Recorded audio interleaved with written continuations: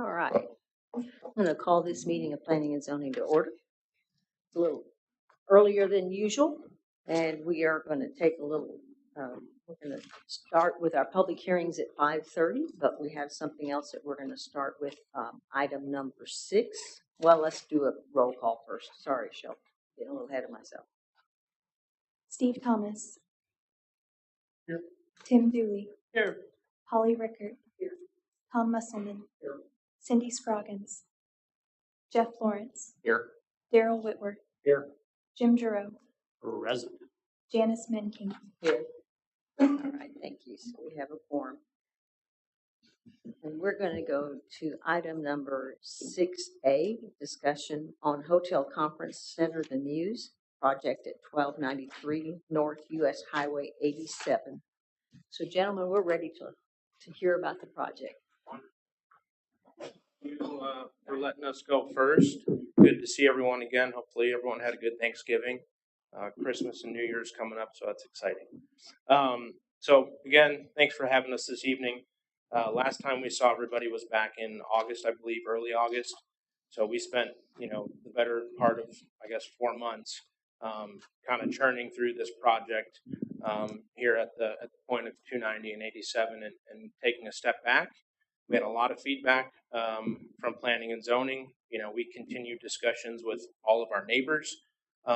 So we tried to take all that. We went through 6, 7, 8 maybe different site plans, right? And this is kind of where we've landed after a few meetings with city staff, the mayor, Chair Menking. This is where we landed. So we wanted to come in front of P&Z, not in a formal fashion, but show it, look at some new renderings, and I'll kind of talk through the changes we made to the site plan and why we did that. And then we can look through the renderings and all, but really would just love to get more feedback from the group. So, and these items too that I'm going through, I've kind of made staff aware that these are really the main things we thought about as we were revising the plan. So the first is, the biggest change is the removal of the multifamily. We were very hesitant to do that. One, it was a good driver for our project financially. And 2, we thought it was, maybe a requirement for some of the other functions of our project. But, after hearing feedback, after taking a deeper look, hey, we removed multifamily altogether. We removed the structured parking altogether. That vastly decreases traffic and density and everything that comes along with that. So that's the first thing that you'll see is different. The second is, with that, we thought about parking.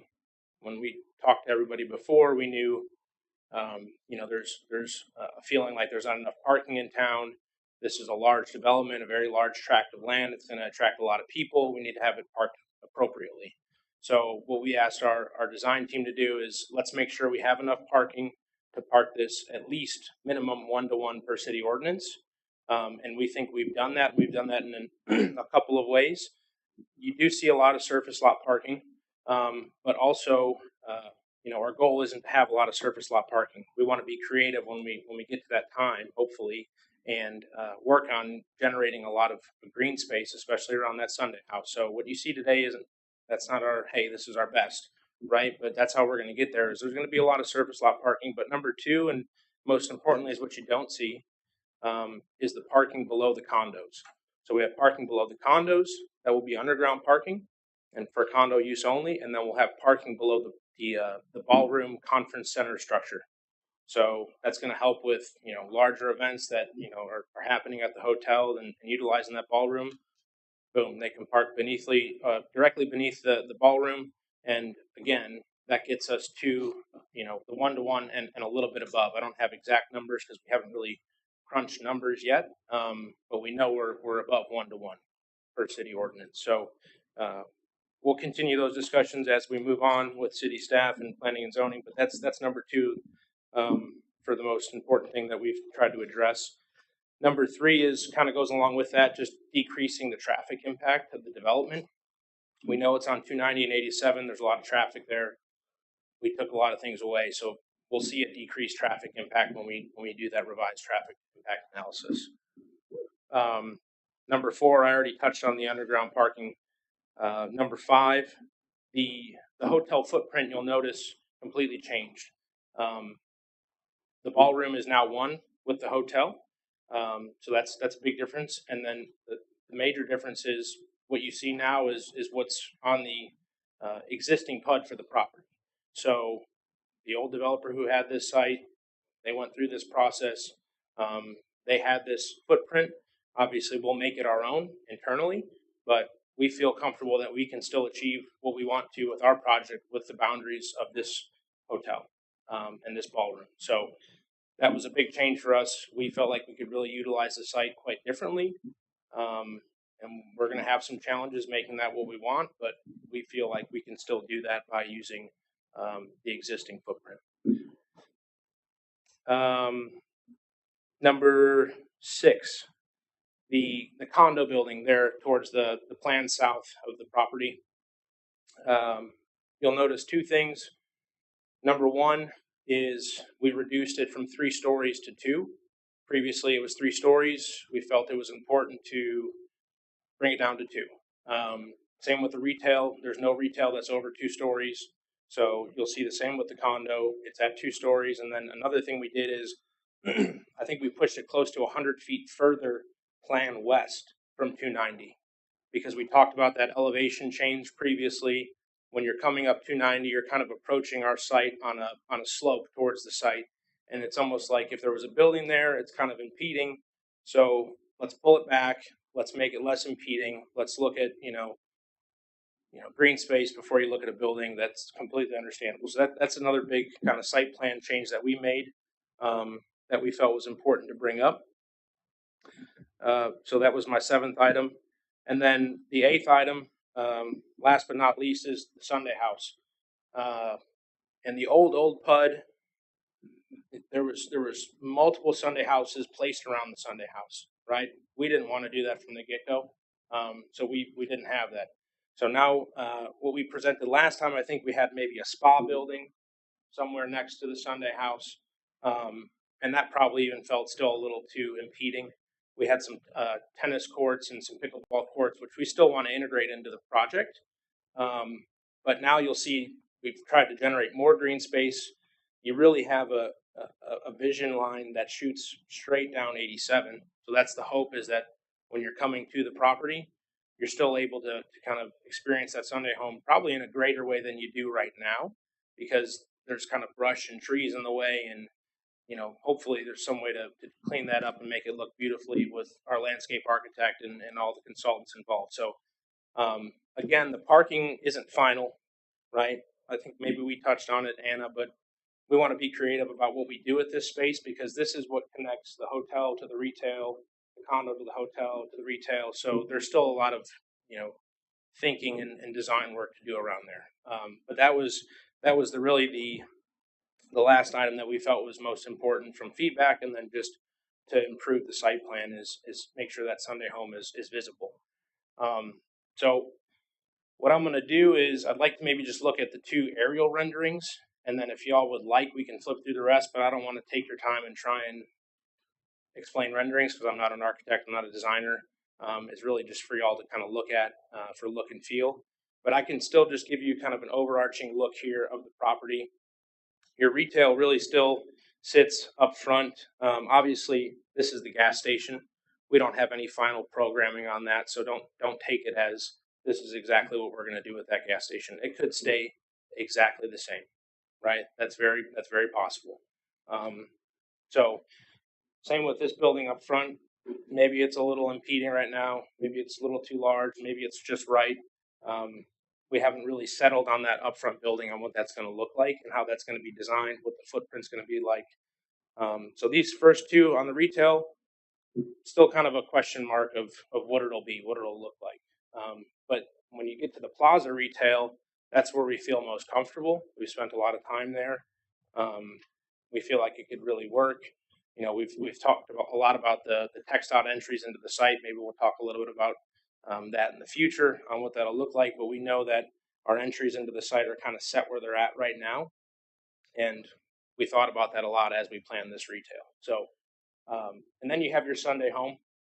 Obviously, and that space could change, but it looks a lot more free and open than what it used to.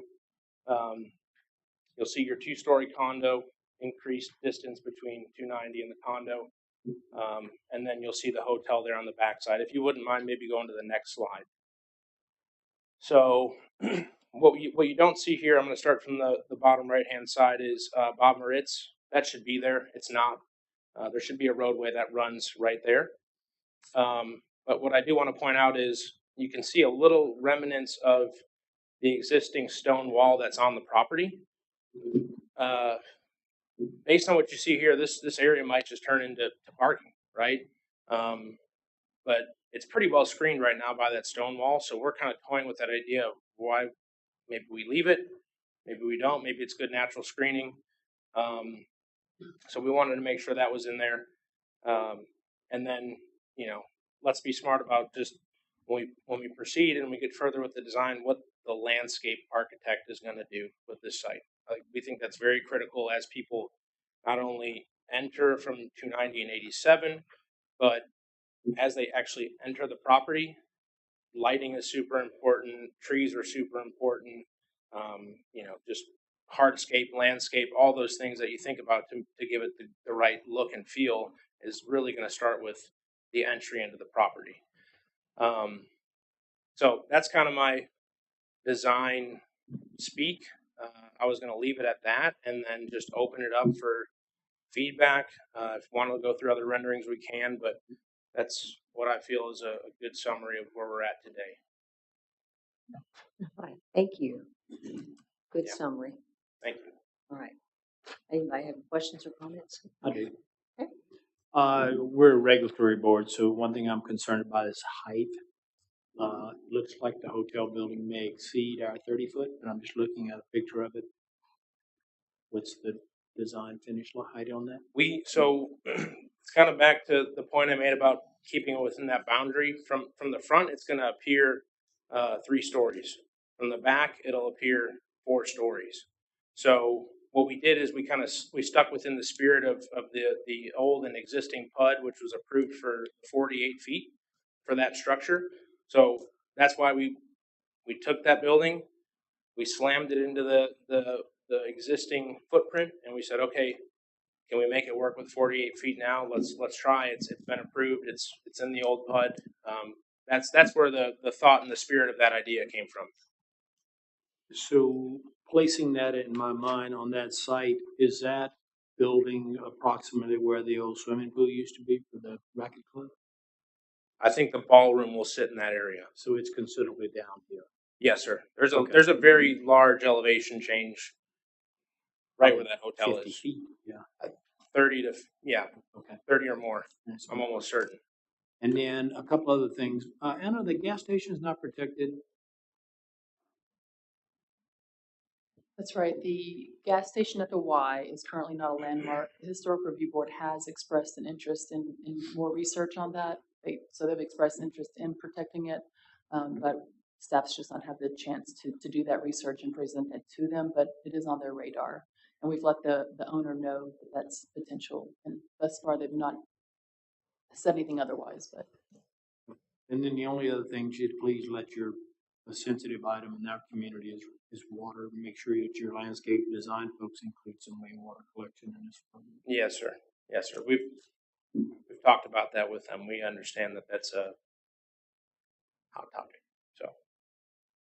So my question is, how many total square feet are we talking about? Because we were at 310 before, so what'd you bring it down For the hotel, for all of it? For the whole development? You know? I don't have those numbers in front of me. It shows on the, I couldn't read it. one said 90,000. Where is that, Jeffrey's I'm going from memory here. But the building you're looking at right now is the hotel ballroom. And I think in total, that's close to 170 to 180,000 gross square feet. And then if you talk about retail, that's probably close to 35,000 square feet. And then I think the condo is 80 to 100, somewhere in there. So 270. Condo says 96 on the plaque. Does it say 96? Yes, So we're still at pretty close to 300,000. I think we were well over because that multifamily building, It was big. it was very large, It was big. very large. We were close to 250 units, somewhere around there. Alright. So, and the parking structure and the spa building and all that. So, Second question. I'll come back. yeah. Somebody And else. what we'll do is, as just a follow up with staff, we'll make sure to get some. We've shared breakdowns before on square footages and everything, so we should have done that. We'll do that. My turn. I want to talk about the four stories, Yes, sir. and I need to know from city staff, since this is a PUD, if we allow this, does it give future applicants the ability to hold that over our head and say your 38 feet, 3 feet limit does not apply anymore? No, I mean, it's a PUD, it's an individual zoning request that would have to be approved individually. So It does not set a precedent. Legally, could we be challenged on that if you could have other people request the same and have to make their presentation as to why they think they need. I mean, the exception was made before, I think because of the elevation drop and the desire to have a conference center. That would be our stand. It's the elevation drop that we're making the exception for. I understand. I just want to make sure that if we allow it, that our standard does not change from 38 feet to four stories. No, the codes state. Huh? The codes state 38 I feet. understand, but this is an exception. As long as it is PUD designation gives it some protection. Okay. The other thing is, I'm sure that staff made you aware when you walked in the door today, there's been some discussion today about the intersections and the Yeah. traffic pattern. Yes, sir. Garrett, would you please give us a little bit of an update on that, because I don't think all of the members of the board are aware. Sure. So, city staff had a meeting with TxDOT yesterday. Evan was involved as well, and Chris Canesi. Basically, there's been concerns about the driveways onto 290 as well as 87, and ensuring we're not just looking at access considerations for the site, but improvements to the intersection, which we know is not ideal. In talking to TxDOT, they don't have any long-term plans to realign the intersection in any way. So during the meeting, what we all agreed to was working with the developer to try to improve the driveways leading into the site as well as the intersection as a whole. There also has been concern about TxDOT not allowing a driveway onto 290 West. Based on our discussion, it does sound like they're agreeable to that now. It won't meet all of the spacing criteria, but it's very close. I think it's within 10 or 15 feet in either direction. So they are willing to work with the city and the developer, understanding I think that's a vital need to make this site accessible. So what we had proposed to TxDOT was soon after this meeting, having another sit-down meeting with the developer's engineer, the city, and TxDOT, just to talk about it further. And then hopefully by the time they submit their formal proposal, we'd have an answer. We can say, here's what needs to be done. There was not a deceleration lane or proposed on the previous one, or was there actually one drawn into here? There were a number of them. I think at the main driveway off 87, there was a deceleration lane as well as a left turn lane into the site. And I believe there was one proposed for 290 as well. It doesn't show on this drawing. That's very important. It's a turning lane on both, I think. Yes, for sure. And the decel. I don't know much about acceleration and deceleration lanes, but I do know from my perspective that a turn lane in the middle is absolutely paramount. Correct. It'll either be a turn lane or it'll be a one-way in, one-way out. No. One way in, one We way out. can't dictate what TxDOT requires. It's not No, our- we can't, but we know that right in, right out does not work. And those are the types of things we want to define with TxDOT. So when we bring it back in front of y'all can see exactly how What they the site traffic's going to flow. It works if the bobines are big enough. It didn't work at Whataburger. The bobines go. Well, It just doesn't- because it they weren't doesn't work working. It doesn't work at the Burger King either. No, it doesn't. I remember another question. How big is the conference space in this? The the full building that you see on the site plan, I think, is close to 35,000 square feet, but that's not all ballroom space. We still kind of gave direction of let's get maybe towards 10 to 15,000. We have a 40,000 square foot space. We haven't programmed anything inside the building. Like what you see here is just literally drag and drop. So the building itself is 35,000 square feet. Okay, so I'm going to drop in a Corey to Brady over here in the audience since he's here from the Convention and Visitors Bureau. What's the min-max of space that we're really looking for our city? Yeah, go ahead. If you'll come up and answer, because I mean, a super huge one's going to be a problem, and one that's too small is uneconomic. So yeah, no, that's a great question. Good evening, commissioners. To get down to the question, I think ultimately what the CVB would be looking for would be a facility that obviously complements, right, the assets that we already have in the community. One, to obviously be appropriately sized for a 180 room hotel, right, which is what last that we were told that was being considered operated by the brand Kimpton.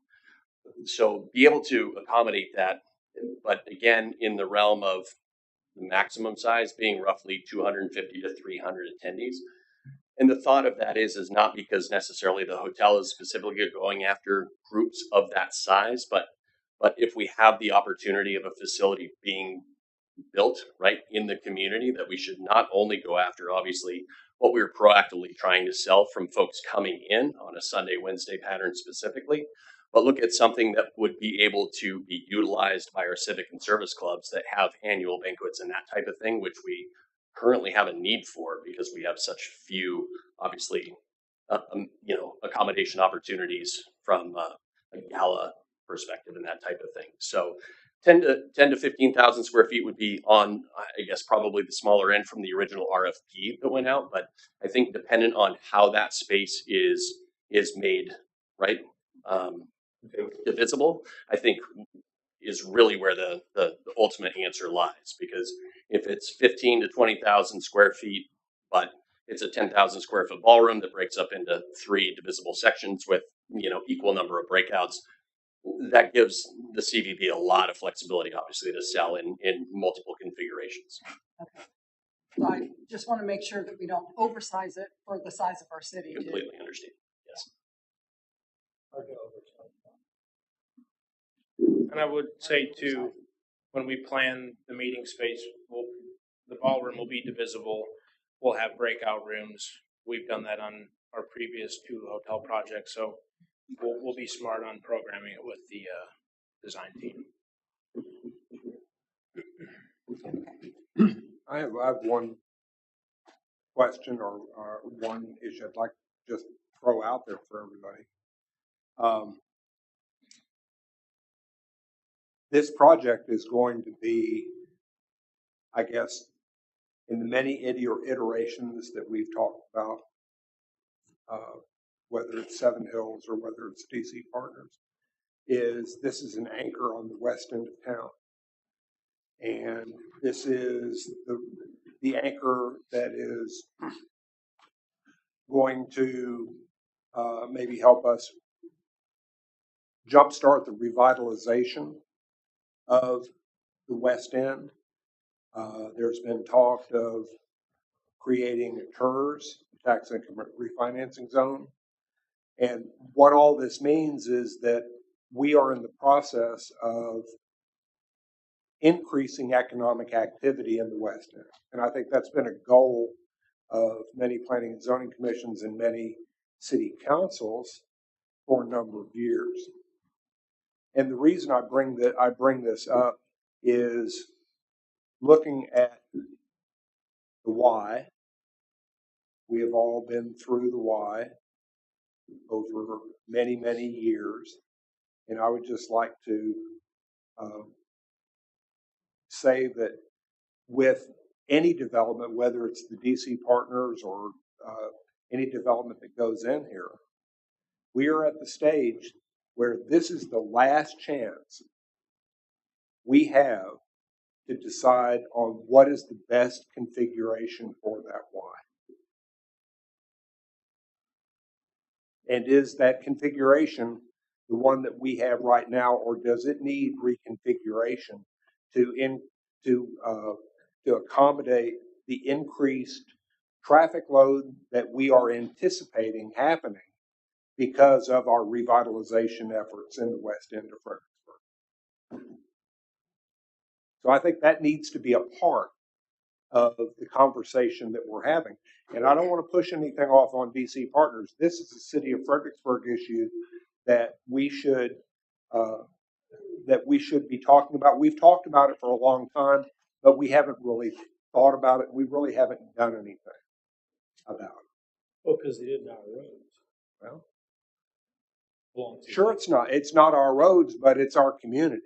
Yeah. And the development along these roads that happen to be owned by the other entity, we're the ones that have to deal with what the roads look like. And if it means that we have to participate in the reconfiguration to make the area better, then I think that's a discussion that we need to start having, or at least we need to start.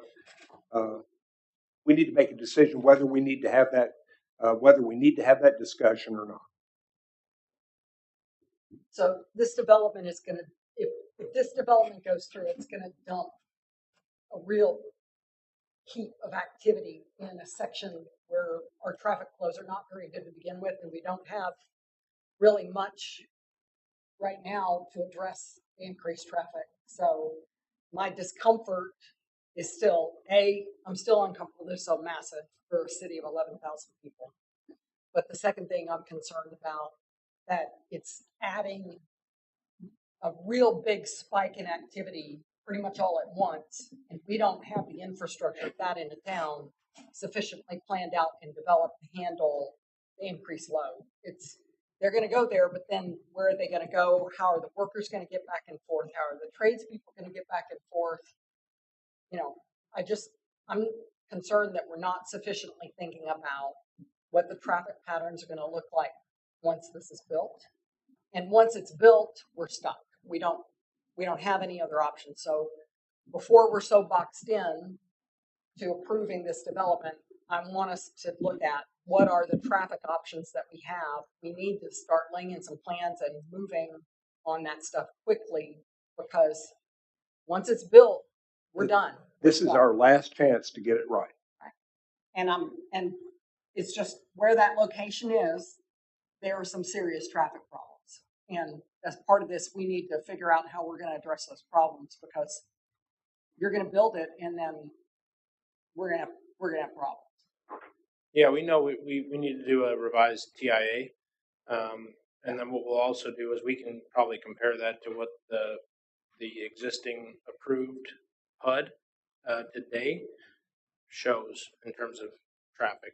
Yeah. We might be able to tell you, come back and say, the plan we're presenting produces less traffic than the old developer's plan. Yeah, but we had a problem with the old plan too, and we couldn't get ahead of it then either. So I'm saying you bought the fact that the old PUD didn't get developed bought us some time, and unfortunately we're still stuck with the traffic problem. I'm concerned about our plan to address the traffic problem and now approve something new, and we still have the same problem. So Understood. I mean, it's kind of incumbent on us to work with you to address the problem. It may or may not affect your plan, but it means we've got to get cracking on fixing the traffic, which is a bigger problem. I will add, it is not just you, it is unique to this site. Yeah. It doesn't matter whether it's DC Partners or anybody else, they're going to face the same kind of problem. It's a site with problem. this intersection that we're talking about. It's doesn't have anything to do with you specifically, it has to do with the site. Understood. And the convergence of those two major highways. Yeah. So just so you know, I mean, good revision. they've done a really good job in reducing Yes. the overall Right. footprint and all of the things that we have asked them Right. to do. The better positives, better setbacks away from the highways. You took into consideration what we said, going back to the old PUD approved version of the hotel and wrapping it around that pond space and getting that down closer to the ground. All that is all really positive. Still concerned about the size, still concerned about the impact on traffic flow. So we still have some work to do. So as I mentioned, we will take these concerns and hopefully have a meeting with the civil engineer and sit down with TxDOT and talk about what could potentially be done, and hopefully have a better update for you at the next meeting. When would the traffic impact study be done? As soon as we tell them to go, gotta release them on that work. We already did one in the past, but we'll have them just revise it and update it. But it could, honestly, I don't know how long it's gonna take with the Christmas holiday coming up, and we'll see. Normally, for other developments, they would go through a site plan approval process to get the development kind of nailed down. And then as a part of civil construction plan review, that TIS would fall in between those two steps. In this particular situation, I think they're here trying to find out what our pulse is, Right. because we approved this once before, and then we kicked it back and didn't approve it the second time. So I'm sure where they spent a whole lot of more money and a whole lot of more stuff, they want to know what our pulse is. And that's what I'm trying to get a feel for, just so they will know. Yeah, I mean, yeah. My question is, for those of you in the room who are educated in this, which we are not, is what is the likelihood that that TIA is going to change? And to what degree, in which way? It drives on density. So the uses on site, the density of all of those particular uses is all about trip generation. So then you look at your access points, where those trips are going to be going and, entering and exiting the site. And then, based on TxDOT standards for turning lanes, acceleration lanes, deceleration lanes, you compare it against that, that's your improvements that are required for the site. So, How Evan, so based upon what you just said, Evan, the TIA does not take into consideration anything east of that point right there, east of the gas station. It's not taking into consideration anything that's happening on East Main Street. On Main Street, West Main. We'll still do a Yes, traffic no. count. They still have to look at the movements and traffic that is being generated around, take that into consideration. But they will be mostly considering their access points. Okay. How the impact of their access points on the road. And I understand that that's the purpose of a traffic impact study or an analysis. I think what we're facing is DC has come back to us with a revision that is in line with what we asked them to do, Other than still being really big. other than some things like size. But have we really, as I said before, the why is this is going to be this is the focal point of the redevelopment of this side of town.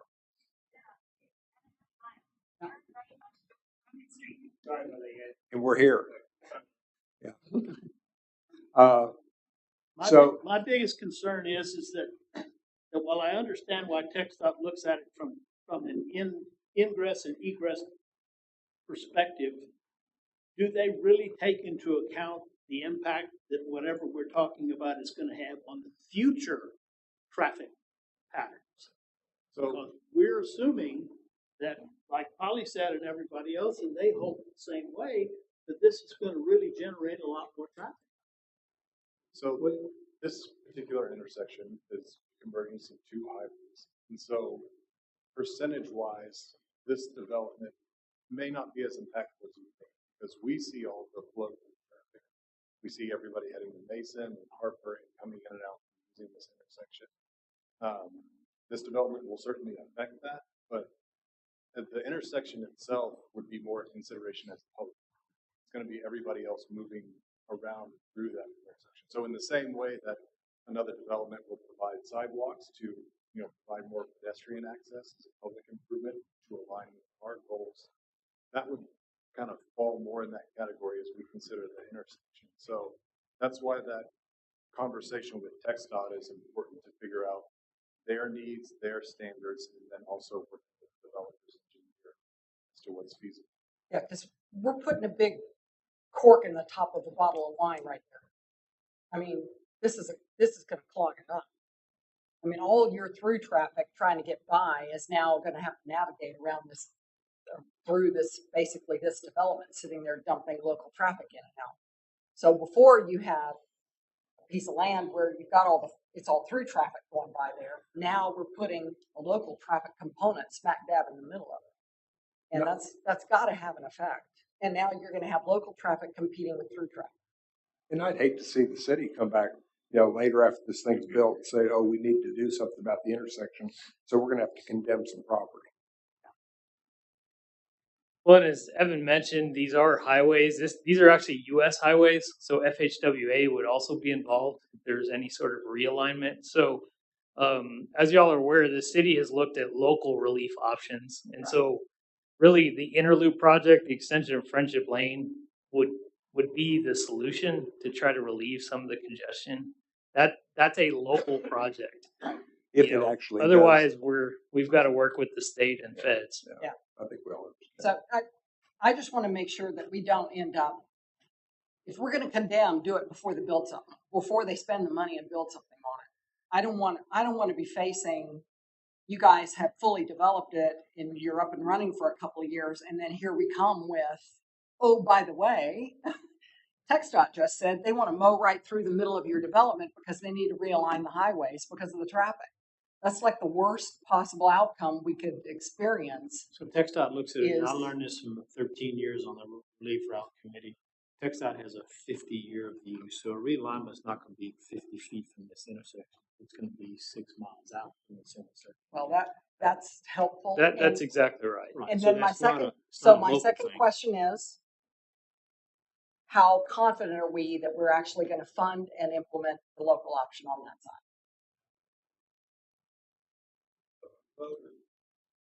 I mean, these are questions I mean, because it's a high priority. It's all going to be about funding. Yeah. But I'm just looking at this. If I were in your shoes, I'm asking these questions too, going, what the heck? Because if we're not committed to a local diversion option around you, the brunt of this is going to hit your development is going to take the brunt of it. Because your customers are going to be trying to turn in and out on 2 highways while competing with through traffic. And from time to time, that through traffic is significant. When the sand pits in Mason are active, that through traffic is significant. It's a little low now because the sand pit activity isn't as high as it used to be, but when it kicks into high gear and the oil fields are active, those sand pits are very active. And they take that route. They 87 and 290 is where they go. They try not to go through Main Street. They try to divert off and go off the Harper. Yeah, I think an important next step is just having this call with TxDOT and our civil engineer.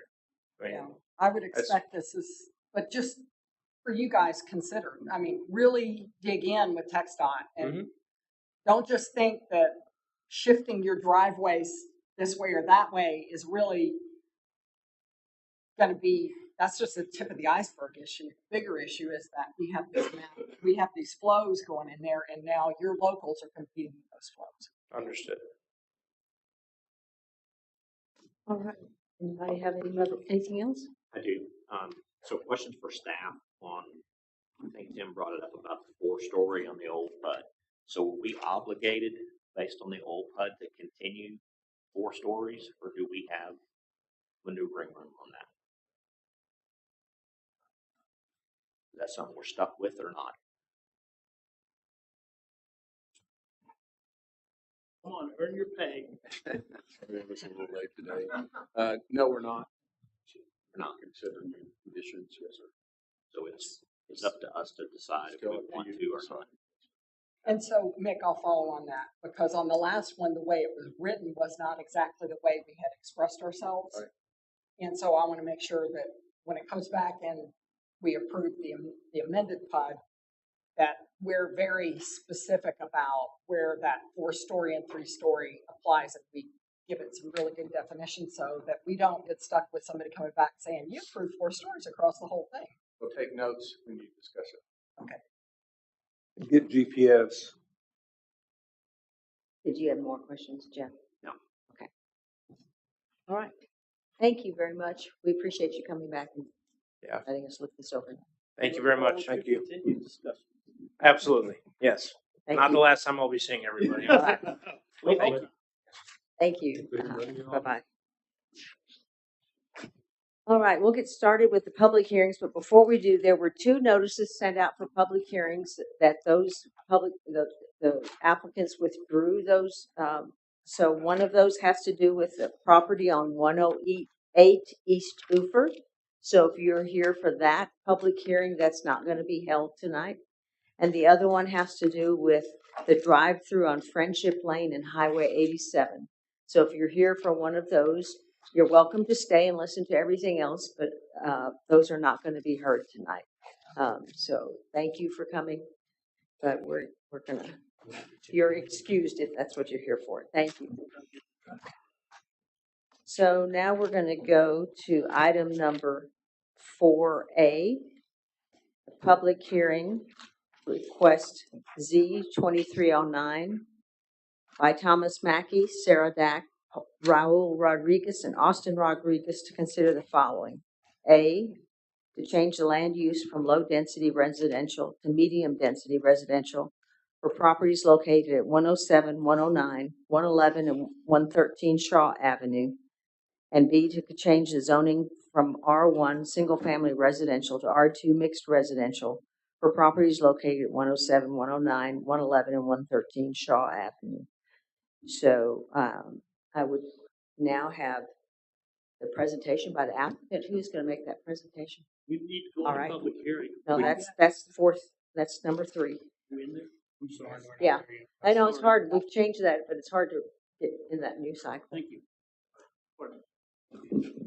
Good evening. Good evening.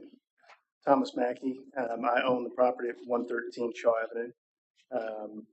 Discussion with the neighbors on that street was that it abuts the commercial property to the back, and that rezoning it to R2 might be beneficial for everybody on that block, or those 4 houses of that block. And the intention is, long-term rental there, because we're really deficient of some inexpensive long-term rentals for folks that are working in town. So, Okay. And so you're speaking for all the property owners? yes. Okay. All right. Thank you.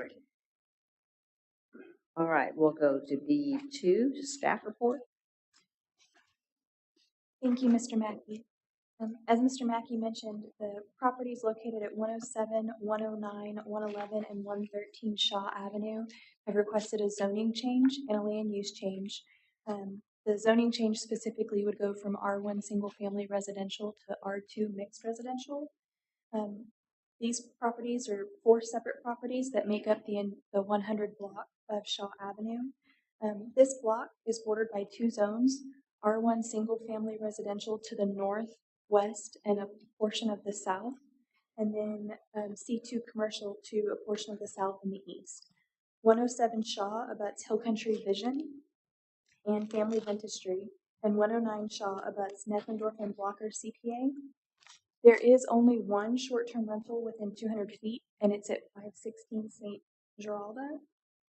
To my knowledge, all of the properties are residences. None of them have short-term rental permits on them or pending applications. Staff broke down the intended use for both the R1 single-family residential as well as the R2 residential zoning in your brief. And then as of November 30th, there were 3 letters in response to the public hearing that were received.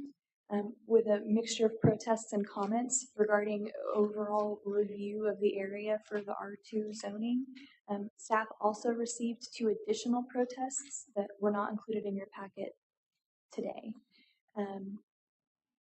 And those were similar. They wanted to evaluate the area for the R2 zone comprehensively, not just for this particular block.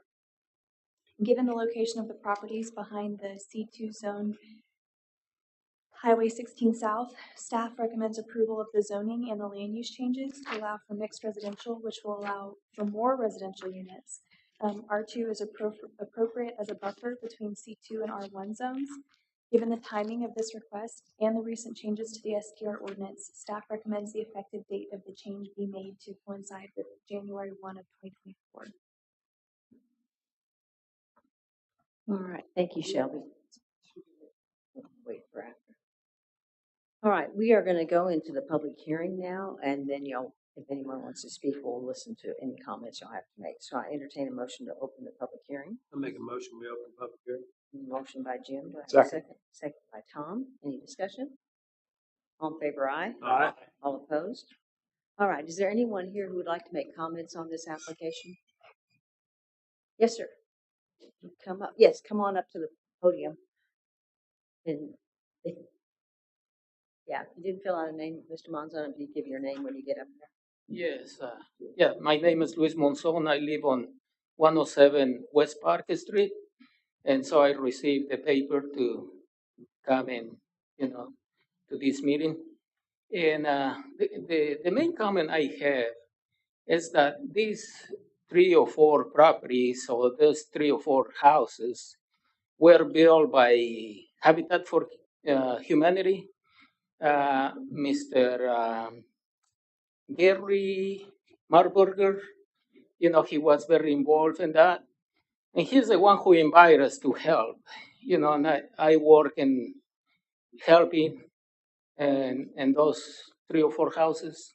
I do painting and drywall. And the contractor that I was working for, he's the one also who invited us to help. And I thought, well, this is for a good cause, to provide housing for low-income families. So I feel that this is very unfair, that now they want to change this for money-making business. We already have many B&B houses in that area. And plus, living in there, in especially holidays and all that, we have so many people that come to town and they all drunk at night, 2 or 3 o'clock in the morning, they arguing and walking there in the middle of the street and all that. And so, Fredericksburg is becoming a gigantic bar. And so I hope you really take this into consideration, before you give more permits for these types of developments. My son-in-law is involved in businesses here in Fredericksburg. And I remember in one of the family reunions, people were talking about what's going to happen to Fredericksburg, what about the economy changes and all this and that.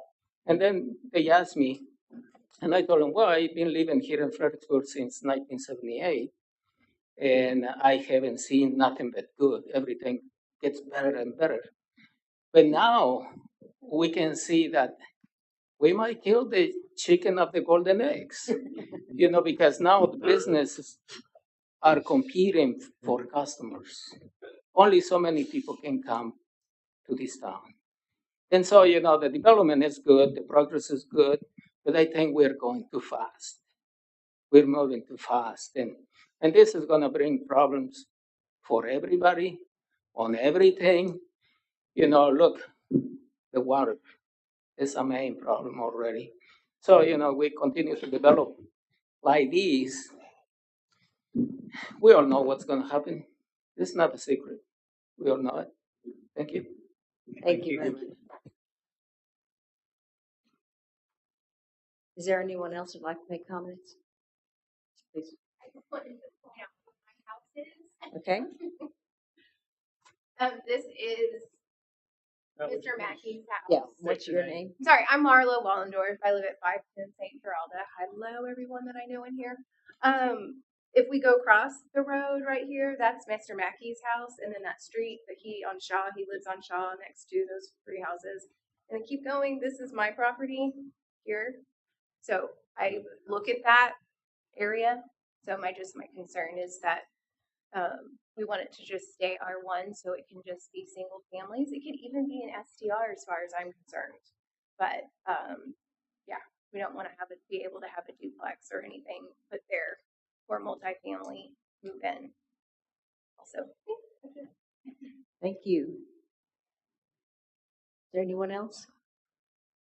Make a motion to go out of public hearing. Second. I have a motion by Jim, second by Tom. Any other discussion? All in favor, aye. Aye. All opposed? All right. Do you have any comments or questions? So the first gentleman mentioned it's going to be LTRs, but that's not required to go from R1 to R2. Is it going to be are you proposing LTRs or STRs? No STU. Well, you got an option to apply between now and No. Only. go ahead. No, I've got a second structure that's permitted for long-term, but not short-term. That's the reason to rezone from R1 to R2. Oh, the thought is to build an ADU or something. There's an ADU, yes. You already yes. have an ADU on the property. The ADU is permitted, it was delivered, but it's, we're waiting to do anything until we're. So this is back to the, this is, I'm sorry? House number 113. That's 113. It's kind of it's the larger lot. That one and one next to it are 111, or the wide or deeper lots, I guess if you look at it that way. They're deeper from Shaw going back to the alley.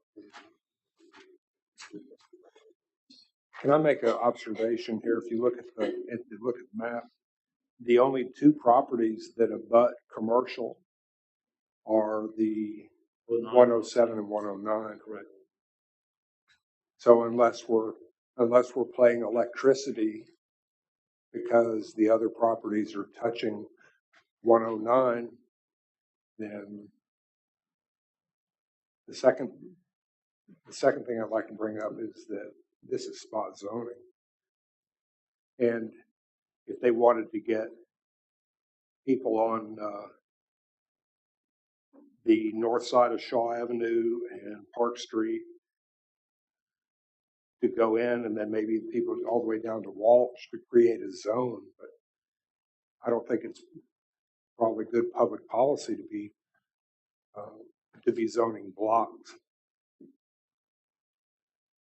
Well, it just depends on how large your spot translation is. Yeah. Because that's normally we'd consider 4 of them to be together, not a spot. I have a question. Number one, with what our gentleman made first the comment just a moment ago, are all of these houses Habitat houses? Out of what's on here, they are? Yeah. All right. So here's the next question. Are all of these now owner occupied? Does everybody that owns these houses that are making application now live in those houses? Yes.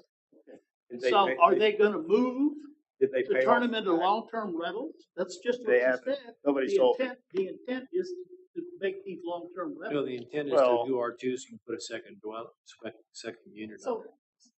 I don't have control of what the other 3 I owners do. understand that. so I think what we're dealing with is the whole R1+1 conundrum, that our current R1 ordinance, you can have an ADU, but you cannot use it full-time for any purpose. That's what our current ordinance says. And so there's concept that other cities are using called R1+1, where you're allowed to use your ADU full-time. So we're hearing an application because we have an ordinance that says, yeah, you can build it, but you can't use it full-time. So what really are our options? Are our options to ask them to do a variant, go apply for a variance to allow them to be an R1+1 property in R1? So we don't have a variance process that they could go through to allow full-time use of their area. So kind of right now, Stuck. we're stuck.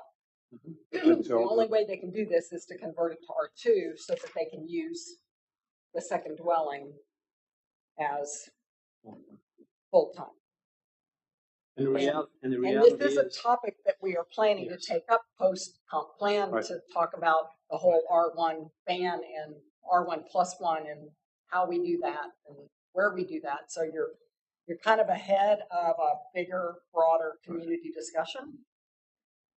So we don't have an easy out through a variance process or anything for that. So my wife was president of Habitat for Humanity for a while. And I fully support everything that Habitat for Humanity has tried to do in this community. And they have suffered some very severe headwinds because of, just economic realities that they got priced out of the market because of land costs. The families that bought Habitat houses, they worked hard. They were involved in the building of the houses. They paid off mortgages to Habitat so that they could own them, and I fully appreciate it. That, and my hope would be that those people would be able to pass on to sell those houses to somebody else. I'm not. I'm opposed to the zoning change, and I will vote against the zoning change. But I would rather see, if they want to sell their houses, sell them to somebody else that needs a house. I don't like the creep. If you look at the map, I don't like to start creeping R2 into R1 in a neighborhood like this. but it's always been considered a buffer. So I It's a understand. change. yes, but here's my thing. We've got 4 people all next to each other that form a block. And they've all agreed, they voluntarily all agreed to do this.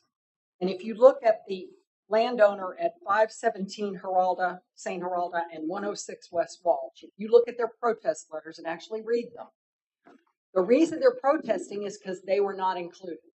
Correct. I'm sorry to cut you off. I was going to make that Those point. that's not They're a agreeing. protest. That's we should have been included in this process because we would want to do the same And get a bigger block. thing. Get a bigger block. Well, but what I'm saying is we've actually got 1, 2, 3, 4, 5, 6 contiguous parcels that want to do this. The other 2 were not included in the applicant's process, but they've come in now that they got notified saying that they would want to do the same thing. It's a much bigger spot. Okay, I would be less opposed to this if it was actually contiguous to R2, but it's not. Therefore, it's spot zoning. If I could say something. I disagree. I mean, we have done R2 buffers between C and R1 all over the city. So question for It's staff. not inappropriate to create a buffer. And the reality is we don't have nearly enough R2 that we need because Right. the majority of our R2s are actually acting like R1s. So if you look at the most recent studies, and also I've only gotten to page 60 of the comp plan, it's a lot, but it's hitting at, we need more R2s, we need more use, we need to better use the land we have. That we already have, because we're not creating a new one. And the best way to eliminate urban sprawl is to take and utilize infill and utilize better stuff. So we created virtually some stranded properties when the very first SDR ordinance went in place, because we had people with 2 units on the property, and we immediately said you can't use that third one. I mean, that second one. I inspected one last week on Elk Street that was just an abandonment unit in the back. Oh my God, we should not have any abandonments because we have such a demand for housing. So I see how you put it up there. She has a comment. Question for staff real quick. On these 4, if they were R2, could they even have an ADU space-wise? Are they even big enough? So that's a good question. So in R2, we reference density, right? And in the way the city of Fredericksburg calculates density is actually by bedroom and the square footage of the lot. So to your point, if you look at your map on page 19 of the zoning map, the 107 Shaw or 109, 109 appears to be pretty small. But the two larger lots, 113 and 111, may be large enough to accommodate a unit. But we wouldn't know that without breaking down the square footage of the lot. And then depending on what they want, if they wanted a 1-bedroom unit, they might be able to accommodate a 1-bedroom unit, but maybe not a 2-bedroom unit. So those are the things that we would look at. But to your point, it's not even allowed in R1. The only option would be for R2. So if all 4 of these lots were to be rezoned from R1 to R2, if the lots weren't large enough to accommodate a multifamily situation, they couldn't do it anyway. Even do it That's right. Which is Then probably what are the we case doing in here one then? oh seven and 109, right? Well, because it allows the bigger lots in this area to add a unit. The smaller lots still won't qualify because the lots are too small. So some of these are going to be R2s that look like R1s anyway because the lots are small and they're kind of stranded, but you're allowing a couple of these that are the bigger lots to actually take advantage of adding an extra unit on their property, but probably no more than one because of the size of the lot. Because we have these residential density calculations that really restrict what you can do even in R2. So Shelby, you mentioned you got 2 more protests. Yes, ma'am. Could you tell us which lots those were? I believe I received one from Ms. Wallendorf. What one? She's 510, St. Gerardo. That she spoke to us. Okay. And then I'm sorry, I don't have the address of the other one. What was the nature of the other protest? Similar, wanting to look at the comprehensive R2 So in the area. more of a, they wanted more inclusion rather than, I don't want it at all.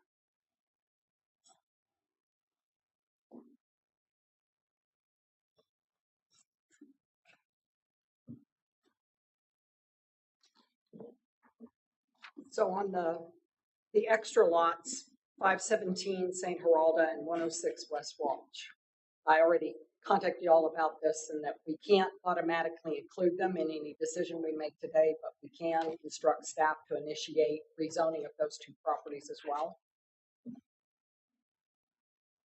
So I'm going to make a motion that we approve the change, the land use change and the zoning change for these properties and instruct staff to initiate the same exact change for 517 St. Geralda and 106 West Walsh to incorporate them so that we get an entire block section all the same and don't leave those 2 properties stranded. I'll second that. All right, have a motion and a second. Roll Do call, we have any please. discussion? So is this one, or do we need to do them all at one time? That would be part of my question. Instead of, because if we don't get around to doing the other 2, then it's, It would be cleaner to take it to city council as one. So does that, so then what are our options? Do we deny it and make y'all go back and get the other 2 involved and then bring it back? How about let's ask it? What kind of, what's the procedure here? Well, you could deny it, have it brought back, but since you've already just held a public hearing, you can table to a date certain in the future. With I the don't know what kind instruction, of time with the is- instruction on getting the other. Right, I don't Yeah, know what people kind of first. time frame to necessarily accommodate the other requests for the other 2 properties. So we have the option to table this You with do, instruction to staff. because you've given the public the opportunity to participate in the public hearing. I think you can. Because when it would be preferable when it goes to city council that the entirety of it, including the extra 2 parcels, are included before it goes to council. So somehow we got to figure out how to get those 2 lassoed in and brought. Let's do that. Let's change our. Okay. So a lot of. so I have a motion Go ahead. on the table. We all want to withdraw that? Did you withdrawing your motion? Yes. I'm withdrawing the motion so that we can do a table motion to table. Second. Instead. Can I just make one point? Go ahead. Adopt the motion to table if it passes. you want to have it all brought back at the same time as two other properties, they have to be in all the notices and hearing for those as well. Right. But you could have those brought back at the same meeting. Okay. So, and if we approve the 4, but with the stipulation that the other 2 need to be brought in, that's still going to cause a. But what if they don't want What if they don't to? want to? Exactly. Well, it sounds like they do. That was the reason Well, they protest. If I could just add one thing, back to Mr. Musselman's point about spot zoning. Their protest is, to your point, the protest looks more like in support of it. They wanted to join. Right. And they're not being excluded from it. They have the same right to make application for the changes that it appears that they're promoting in their protest. Yeah, but Am I- understanding our issue with the land use being broken up like that, getting those 2 parcels included is important to us to get that has to be done. Those So are the two otherwise, Those are otherwise two we're having a 4 parcel stranded piece of artists in the air. That, So Jerry back there is one of those partial. yes. Property in front on this corner here. Yes, ma'am. And my intention when I wrote that was that I don't believe that you should be picking and choosing houses like Mr. Musselman said. You know, that it needs to be the whole block. Right. Or Right. or even further or whatever. Right. But one of my concerns is the traffic. You know, when you're talking about doing R2 and they're going to put another rental or whatever on the house, and that street is narrow and it's busy. Shaw is. And then you turn the corner at St. Geralda and Mrs. Wallendorf lives there, and that all those streets are busy. And if you put another rental in on the backyard of that one house at the corner, then you're going to have people parking on that street because there's no off-street parking. Yeah.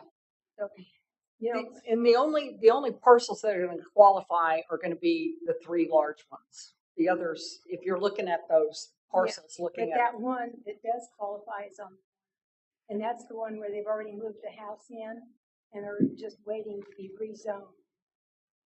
And that is on the alley between our house and his. Yeah, and So would the you? Where are you intention going was- to park them?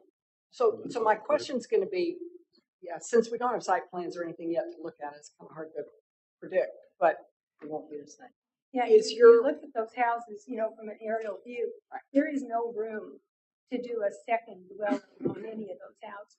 Habitat for Humanity, there's an alley that goes through and cuts off part of Habitat's property. They can't build anything there. And the backyards would be the only places to go because those houses are just, you don't need to look at an aerial view. I'm going to modify my motion that I move that we table this and get further discussion with 517, 106, and take another look at this more broadly and even consider incorporating some of the other areas if we have to, but this just doesn't. I just don't For understand a pulling out 4 houses parcel to a one block. just doesn't feel like it's enough.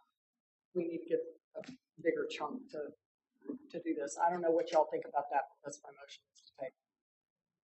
I'll second that. All right, I have a motion and second table. Any other discussion?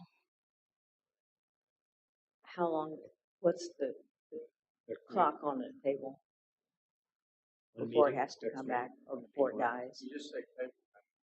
It's just the next meeting.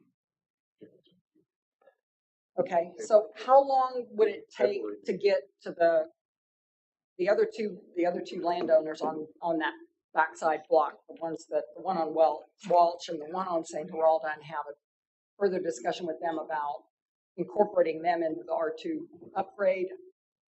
I don't know about any other blocks that would be worth doing, but half that chunk doesn't seem like it's a. Holly, given what we know about what happens in December, of how busy it gets with the city and staff and trying to wrap things up, would you be amenable to amending your motion to table this until the February meeting? That's why I was asking the question. You think, does February sound like a reasonable time frame for y'all to get with the other owners and bring it back as a 6 parcel Or more. or more? I mean, I would go test the other neighborhoods and Test the see how waters. many of them want to also, They might want to go up to West Park Street I mean, to actually create a zone. yeah, you may look at expanding the look at this and approach those other neighbors via letters or whatever to see if they also want to be incorporated in an R2 upgrade. And that would be a true buffer without any. But it sounds like they don't, what I'm concerned. Well, She doesn't. I think it's a and matter of- 517 and So I'm 510 doesn't and 204 looking doesn't even looking and north and 107 south. doesn't. We don't know about these. Right. They don't have any more space to add on Yeah. to these either, so it might not make sense. But I think it's a way to find out if you've got more property owners in that area that want to be upgraded. I just think right now, 4 parcels is just too narrow. I think we have to be cognizant too, just looking at the lot map, that a lot of these lots, even if they become an R2 lot, are not going to qualify. Right. They're too Under small. our Too current small. zoning, they still won't qualify. And whether there's enough Yeah, so actually, where they park and whether they. are we accommodating one person? I mean, the 2 other That's what I'm lots. saying. Let's table it till February and see if they come back with a broader scope that makes more sense. But the 4 parcels just, Is February enough, or do y'all need to go to March? Is that enough time? All right, then we have a motion on the And a floor and a second until February. Any other discussion? All in favor, aye? Aye. All opposed? All right, we'll be looking into it some more. We'll find Thank some you. more neighbors.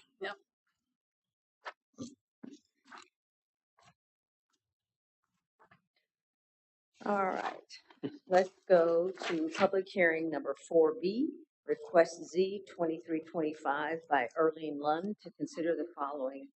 A land use change from industrial to commercial for property located at 305 East Highway Street. And B, a zoning change from M2 medium manufacturing to C2 commercial for property located at 305 East Highway Street. So who's going to be making that presentation? Ms. Lund? Okay. Yeah, would you like to come up and just tell us about it? Thank you.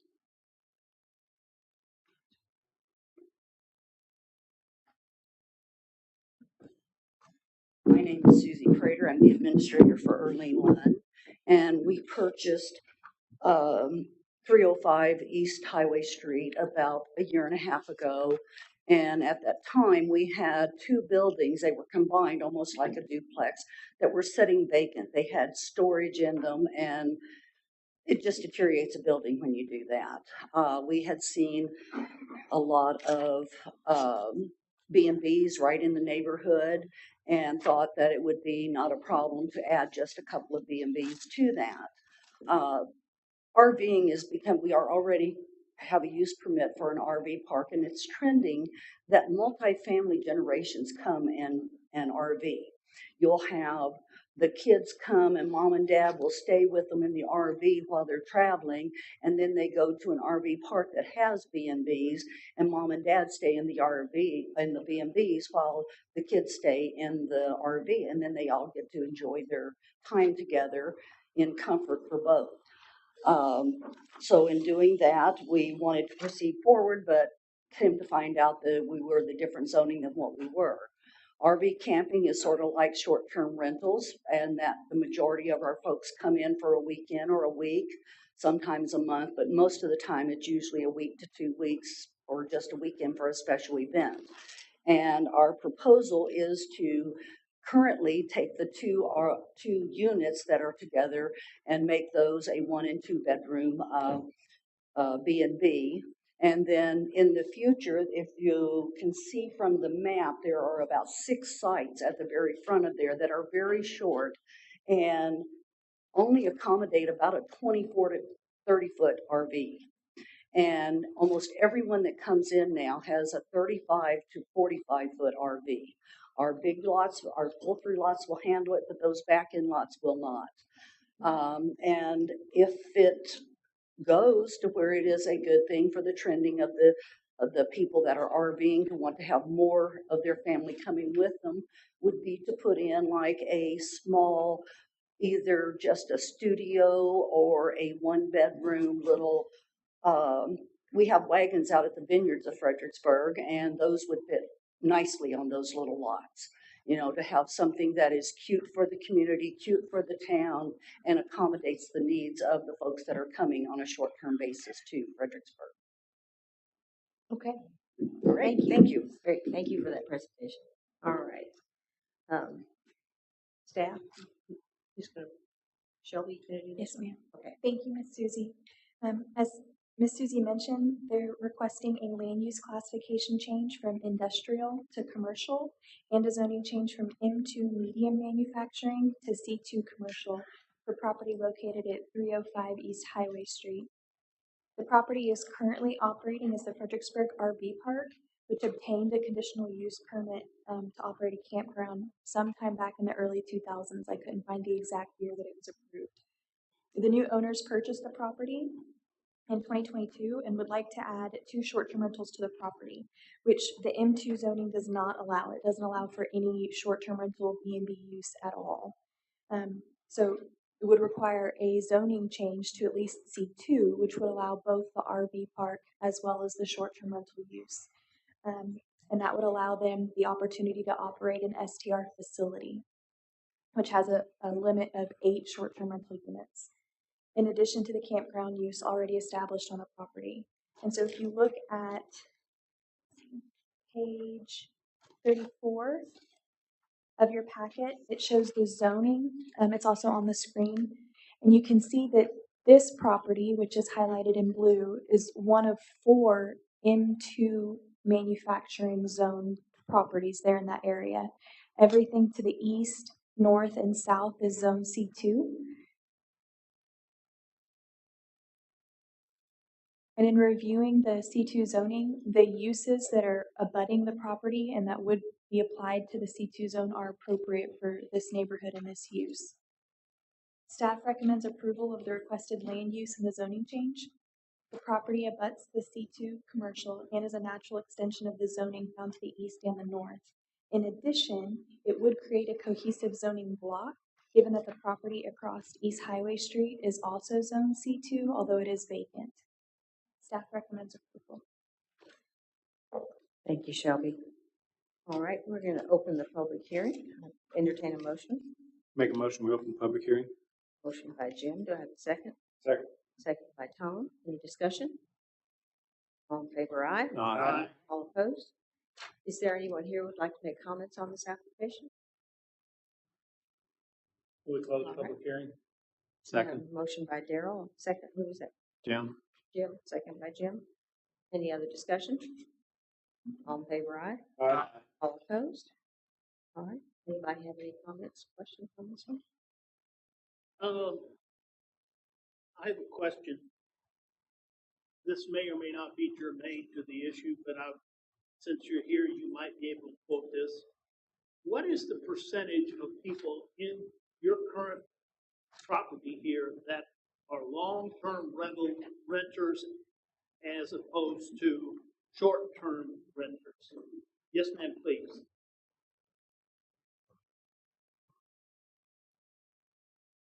Currently, we have 23% that stay over 30 days. Most of our people that come in, like I say, short-term completely because we are so close to the downtown area. When you say, while you're there, when you say 30 days, do you mean once you come in winter Texas and stay in January? Sometimes they're winter Texans, some of them are because of them wanting to be in the area close to whatever hospital or family will stay there long-term. I've had some that were there, so there are probably about maybe 15 to 17 of them that were there when we got there. And that was how long ago? A year and a half ago, in January 2022. Do you have any statistics on how many of those people were there longer than that? I do not. Oh, thank you. Anybody else have questions? Question for staff. Thank you. Why are we just doing one parcel? What about the parcel next to it that's M2. Is it still, It is. still manufacturing? Is that why? Are they manufacturing over there, or do they just need? Or is it just commercial? I think they need to I mean, this is all the turkey plant Right. property, so it's still. But they're not. They're not Can creating. they not do what they do today in their business model with C2 zoning? Yeah, sites, yeah. I was just curious, a curiosity question while we didn't include both. Is there a food processing? No, I don't think that, I think they just bring in stuff. That's, They don't process on site? They manufacture our bottled water. Yeah. Do they manufacture it there or where they fill it right there and put a label on it? Yeah, I mean, it isn't ours to say whether they want it or not. I'm not, since we have so few manufacturing sites, I'm reluctant to rezone this one. And I'm not too sure how this thing ended up with a CUP, but that was. CUP? Yeah, we got it. That's how it became an RV park. That's, I don't remember that either. Yeah. All right. Um, I think I move we. well, I still have a question here. From this side over, we're political appointees. This side over, they're bureaucrats who are hired because they have specialized knowledge in what they do, and I appreciate everything they do. But we have to be very cognizant that the city council, less than, what was it, 2 months ago, passed an ordinance 4-0 that effectively to reduce the number of STRs. In residential. In residential. Okay. The question I have is this proposal just an attempt to increase the ability of someone to create an STR in an area where where there are none now? Yeah. Okay. That's exactly right. And so the question I have is, does that go against the spirit of what the political leadership of this community has been? We've been talking about this issue for 4 years. Okay. And we've finally got a new ordinance. Okay. I'm sure that Ms. Lund can continue to operate her RV park. Okay. But do we really need to have, they've got short-term trailers. They're not going to be collecting any tax. Okay. They do. Yeah. Huh? They do it. They pay The tax. RVs don't pay. They don't pay it. They don't pay hot. Right, but the STRs would. But the STRs do it. Okay. Aren't there, the families that come? We've got lots of STRs in town. They can stay in. Do we need to create more? Well, the reality is this should have been something besides him. Should not, I don't know why that slipped back in 1985. What was his name? Converted it over. So we probably, C2 is more closer to what this thing actually operates as today, whether there's STR or not. I mean, her business is lodging. It shouldn't be manufacturing. So I don't know how that's why I asked Janice if she remembered, but she didn't remember. So it might have just been, I don't know why. So, And also in the STR discussions, the biggest concern was STRs in residential. STRs in commercial was the preferred mode because you were trying to get them away from residential and have them in the commercial zones where they were more appropriate. So Well, I'm looking around here, and none of the commercial properties around here would probably have STR. well, there's a hotel right there's a across the hotel, street. right? Basically, Do you think would a hotel want to have an STR in it versus a room? so an RV is an STR. I mean, think about it, Tom. It's You're just that they're making- bringing their own with them. Yeah, you're making a valid point, but we're just basically transitioning from a person who drags their stay place to one that's coming to one that they stay here. And if you look at it from a traffic perspective, if they drive and stay in a short-term rental that's built there, that's one less of those big stinking trailers that's blocking the street on the way. So there's one other factor too, is that what she's describing, proposing, doing is in effect what's going to happen. It's going to be overflow from the RVs into that space. nobody booking Airbnb is gonna look and go, oh, look, it's right next to an RV park. We can book 3 of these. So reality is, Wasn't that her?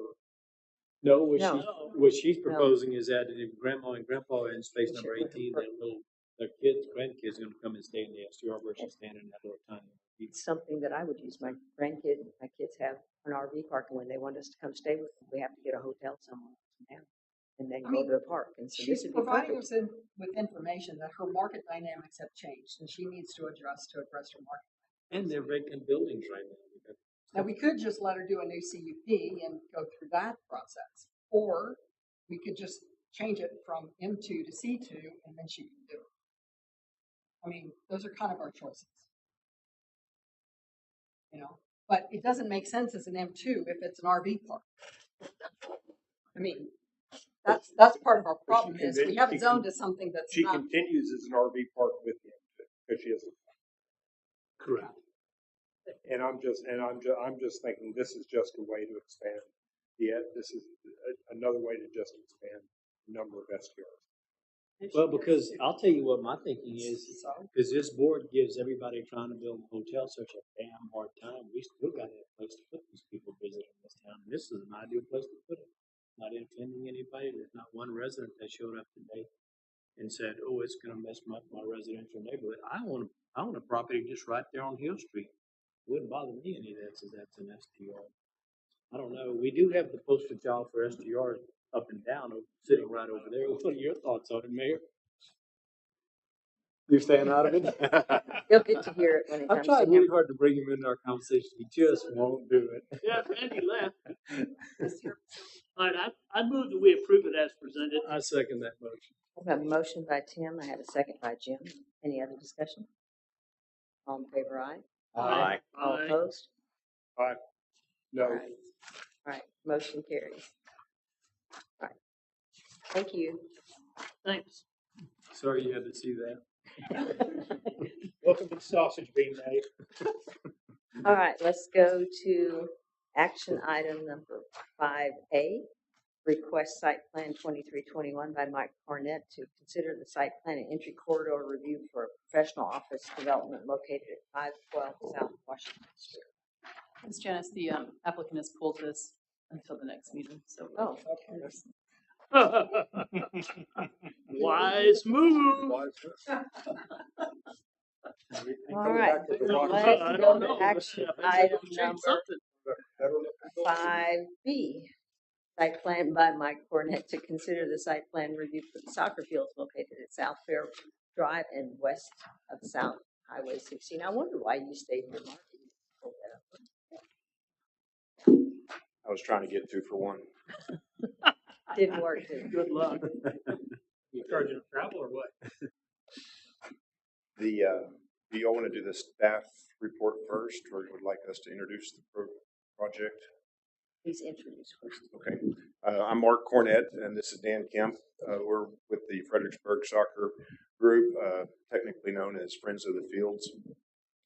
This project, if you would start with the site plan. The history of this, many of y'all have heard this. It's been in the news. You know, we're in this about 6 years, and so for 6 years we have been through 2 bond elections that were narrowly failed, and we have kept pushing, and we are here at a point that's very fun because we have full funding to build at least phase 1, probably into phase 2 of a soccer complex for the primarily the youth apartment city. And so we've had a long history. I'll be glad to give more of that, but I'm really here to present what we really are. And we have developed, this is very similar to a plan that we have worked with the city. We had kind of an operating agreement on how to move forward, and we have this plan. Over on the bottom right of this page that's shown is the existing soccer fields. I'm sure you've all been to them or seen them, or at least eaten the dust from them as you drive down 16. And so those are the existing fields. Just to the upper right is the existing baseball fields, and those are kind of shown in that outline. The area we're talking about is pretty much everything else that's vacant out there on that property. And we'll be glad to again answer any questions. But what we have devised is a plan to build 6 full-size fields. And we say 6 full-size fields because they can accommodate anything. You can add smaller fields within those, and you can stripe and do different things.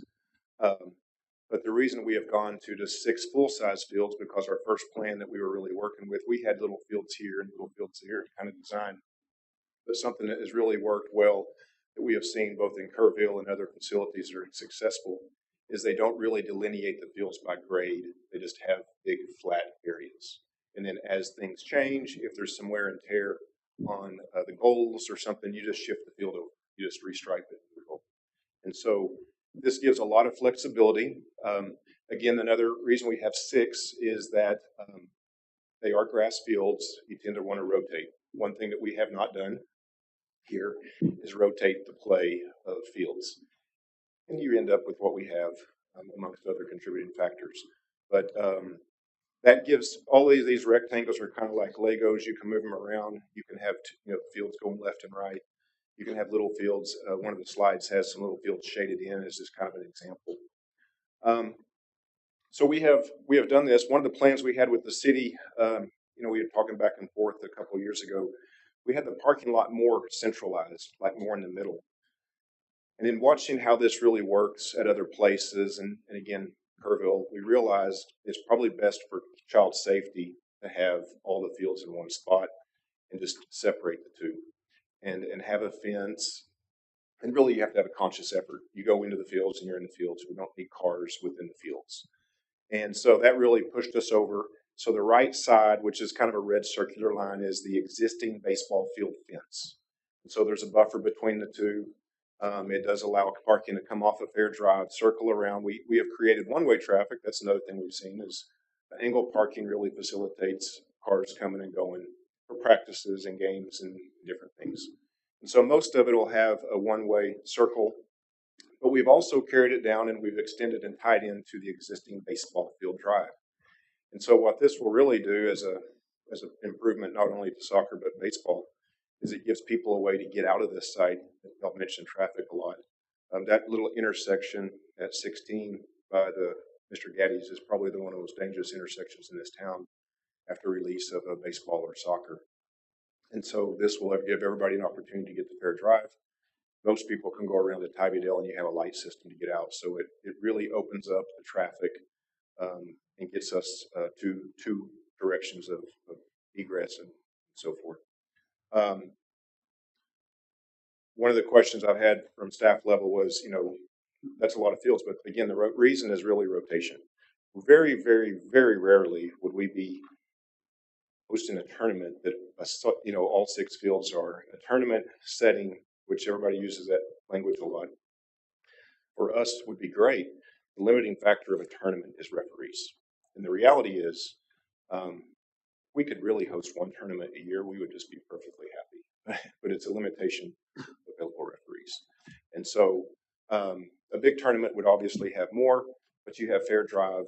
There's some neighbors that we could visit with and have access and work out a deal for parking. But there's a lot of things here that would be very, positive to accommodate that many people. Almost all of the usage will be the normal practices that you see now, the normal Saturday games, the rec sports. And then as unlike on select games, they don't really use but a couple of fields at a time. And so really the parking lot, in my opinion, is overbuilt for what is the average usage. It's really going to be a peak usage type scenario where you might have an issue. Phase 1, what we have funding and we are committed to build this year, if approved, is the fields, all of the dirt, all of the grass, all of the irrigation, and an access in and around the parking lot, whether the parking lot be finished or not. As y'all know, we don't need parking lots for soccer. We just drive wherever.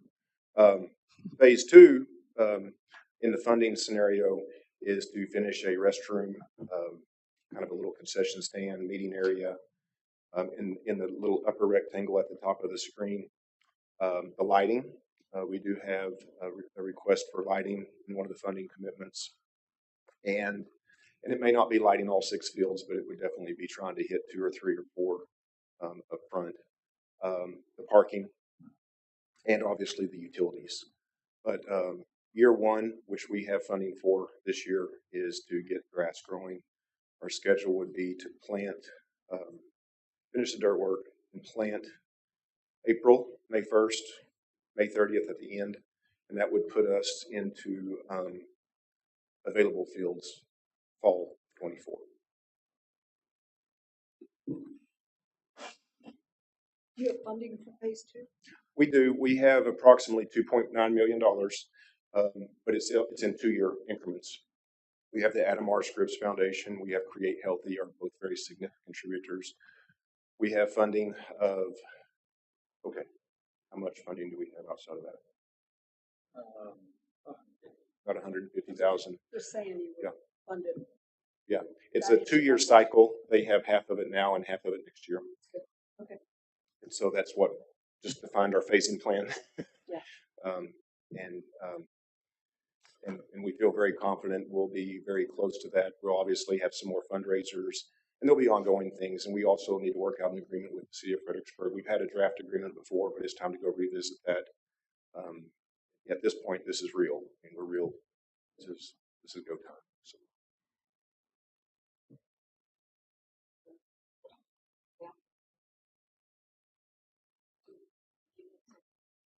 I'm fine. If you have any questions, Dan will answer them. Kemp's just standing there, make him talk. He's good at that, but I've done a lot of it over 6 years. yeah, he's worn out.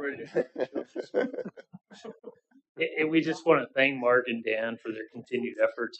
Like they said, this is 6 years, if not more, working on this. So, we're excited to see this happening. They're going to be turning dirt soon with the appropriate approvals. And we do still need to go before City Council and work out a final agreement regarding operations and maintenance. But that will be probably happening in January, I would say. Yeah, we're ready to. We really wanted this. I mean, we've already started electrical design. We've already started. There's a lot of other things in play, and so we really wanted this. And we caught into the schedule of we need this so that we can really start publishing plans. We've got an architect designed the building with shade and cover and all that's underway. Of course, we did a lot of that groundwork. No, I mean, this fits the original concepts for the site. They have reserved some space for trails, a potential trail plan that would wrap around the entire subject tract. So at a staff level, we are recommending approval. Thank you. Congratulations. Thank you. Anybody have questions or comments? Need a motion? Yes. I'll make a motion we approve site plan. 2321. Oh, no, wrong one. As presented. Is it really SB 2323? All right, have a motion by Jim and second, Polly beat you to it. Second by Polly. Any other discussion? All in favor, aye? Aye. All opposed? All right, thank Thank y'all. you. Good job, guys. Thank you. Appreciate it. Y'all should have come and stopped for you. All right, let's go to action item number 5C, request site plan 2324 by Kevin Spraggins to consider a site plan for 2 hotels at 1100 Friendship Lane. Mr. Spraggins. Hello, everyone. This is a site plan revision that we're making. We're asking for approval of tonight. So I'll give you a brief history on this. We did get approval for the previous site plan in June earlier this year. And then we started working on and have finished and submitted the phase 1 Home 2 Suites civil engineering plans, plus the plat that we wanted to do to split these 2 projects up into phase 1 and phase 2, because the intent is always to build these hotels in phases based on the, that's just the way you do these things. So in doing that, we had a phase line that we came up with and a plat line that we came up with. And while that was going on, Al, the owner, who was here, he was here in June and he's here tonight as well. they came up with a dual program, and they wanted to put the two hotels together, the Spring Hill Suite and the Town Home Place Suites. And they were coming up with a one building prototype that they had put together. And so in getting that approved, by doing that and changing where we wanted to do the minor plat line, there was a where you see the detention pond up there in the corner, and that line was over the top of the old site plan building. So staff said, we really would like you to go ahead and update the site plan so that, the site plan jives with the lot line that you're proposing when you do the minor plat. So while we had plans in place and we had the plat in place, they wanted us to go ahead and update the site plan based on this dual brand. So that's what we're bringing to you tonight. We read through staff's report, and you'll see that as I said, not a lot has changed. The driveways were already approved. We did that with engineering staff before we even came to y'all to make sure that was approved and wouldn't have to come back for different driveways later on. And let's see what else didn't have to say. We agree with staff's recommendations, and I'm here and Al's here to answer any questions.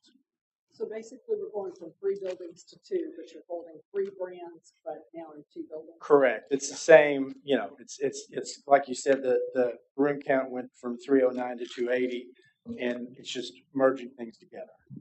And I noticed you moved the pool to a more convenient location. Well, I told him. I said, Polly really don't like that pool, so you really need to move that pool. I did on the first This one's fine. Right. And again, we are just the 8 acres. I know.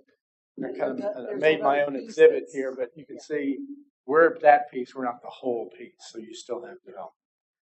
Thank you, Kevin. Staff, anybody have comments? Thank you, Kevin. As Kevin mentioned, the application before us this evening was previously approved in June of this year. There have been some small changes, primarily the creation of multiple lots. So the new plan includes a minor plat that creates 2 lots out of the 8 acres. Lot 1 is a 3-acre parcel and lot 2 is a 5-acre parcel. The detention pond has increased in size and is divided by a lot line so it can be used by both lots. The initial site plan originally included 3 separate hotels, as Kevin had mentioned, but 2 of the hotels have merged into a dual brand. So the latest site plan includes 2 separate buildings. The previously approved driveways remain in the same location as the initial site plan. Staff broke down the site area, the zoning, the building cover, the impervious cover, the unit counts based on the lot, and the overall unit count did decrease from 309 to 280. The heights are still 3 stories. Parking is appropriate. Actually, they've provided more parking on this iteration. And then landscape and screening is also included on the next page. And there is some concern about the addressing. Staff is working with the rural 911 office. This entire lot is actually shown as 1100 Friendship Lane, and that's not correct. So we're working on fixing that issue. So staff does recommend approval with a couple of conditions, including approval of a separate addressing plan so we can work with the rural office, approval of civil construction plans, and approval of the minor plat, which I believe I sent out Friday. So that's been done. All right, thank you, Shelby. Any other questions or comments? Mr. Dooley's shaking his head. This is an engineering question, but if we're splitting this up into two separate lots, it appears to me on the detention pond that we're splitting the detention pond. Now, how do you do that? So we have a drainage easement that we put over the top of it. So you have a cross access. That's how you make sure that your circulation works for fire, and you have a drainage easement that you put over it to make sure that you can flow water from lot to lot. And the reason that you put the property line in between the two is because you want to share the land cost between the two properties. So you want your loan to include that part of that land and part of that land in the loan documents and the cost of it. And you just put a drainage easement over the top of it, and that's what staff will look at, whenever they're looking at the plat and the engineering. All right, so what happens if you decide to build phase one and sell off the lot two? Well, the drainage easement is already in place and is a part of, and the site plan that says that we will detain that water, and that is part of the impervious cover, and it's part of all the calculations. So if you were to try to change that up, you'd have to start the whole process. So are you going to build the whole drainage thing at once, or what are you going to do? Yeah, we'll probably go ahead and build the detention pond because it's as shown, because it's not very deep. The outlet structure is the same, so typically you'll build the whole thing. Thank you. That's what I was getting. Yeah, it doesn't really make sense. How you could build half a pump. I mean, we can design it where you can build it over time, but on something this small, it doesn't really matter. If we were doing, a 500 lot subdivision or something, then it might be something else. Very good. Thank you. All right. That's all I have. Anyone else? Questions? I Comments? move we approve site plan 2324 as presented with the staff recommendations of addressing plan, civil construction, and a minor replat. I'll second Mr. We have a motion by Daryl, second by Jim. Any other discussions? All in favor, aye. Aye. All opposed? All Thank right, you. motion carries. Thank you. Build it. All right, let's look at minutes. We have 2 sets of minutes. Does anybody? Let's look at October 1st. 3B. Anybody have any corrections to the October minutes? Only a T on my name on page 50. It's Ricky. Yeah, under Silver and Halfway House land use. Which one is this? The October 4th meeting. And you probably should spell Canasi a little differently on that, on page 9, but I think Kinesis is another option. So page 15, my name, and yours was on page 9. Page 9.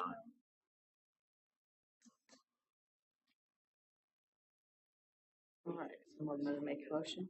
All right, I'll make a motion we accept the minutes with the picky corrections that y'all come up with. Second that. Motion by Jim, a second by Jeff. Any discussion? All in favor, aye. Aye. All opposed? I sure did good with only 2 and all. All right, look at November 8th meeting. Are there 2 sets in here? There's a Yeah. November 8th. All right, so let's look at November 8th. You forgot to do one? No, this is the second set.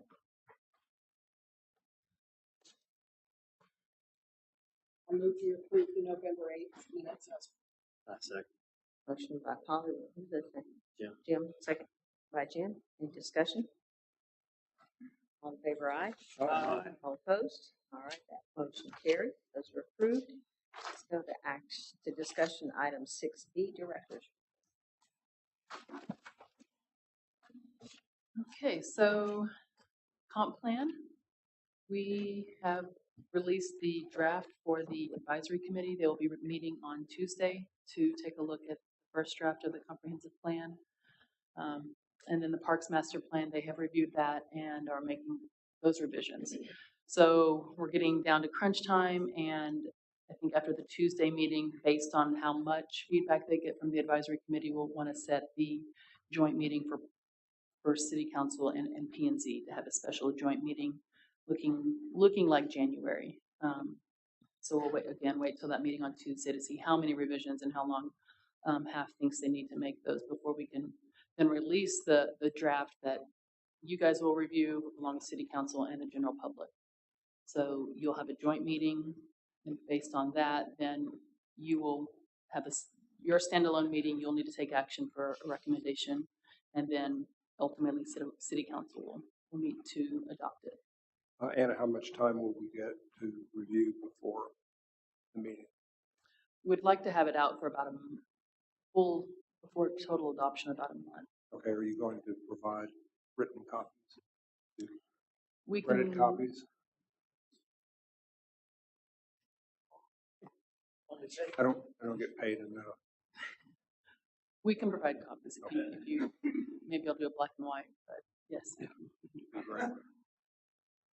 I would appreciate that. So, Anna, may I bring up the top of housing on the heels of your report? Yes, the only other thing I was going to tell you was the STR fees and the planning fees were adopted by City Council. So we've increased some of the planning review fees, created some fees that we have never collected before, and increased the short-term rental permitting fees. And those all go into effect January 1st. And staff is pushing hard to also make the switch to MyGov now for the STR permitting effective January 1st. Did y'all figure out what the increase in fees is? Yeah. Seems substantial. Well, I mean, it depends on how many permits we get. So if we think about 1,000 and the average unit is 1 to 2 bedroom. So if we just play easy numbers, 1,000 permits at $500, say, that would be potentially $500,000 of revenue. But we explained all the expenses that those have to cover. Substantial amount of staff, not a lot more than what you're just seeing here. There's a good article in today's paper about that.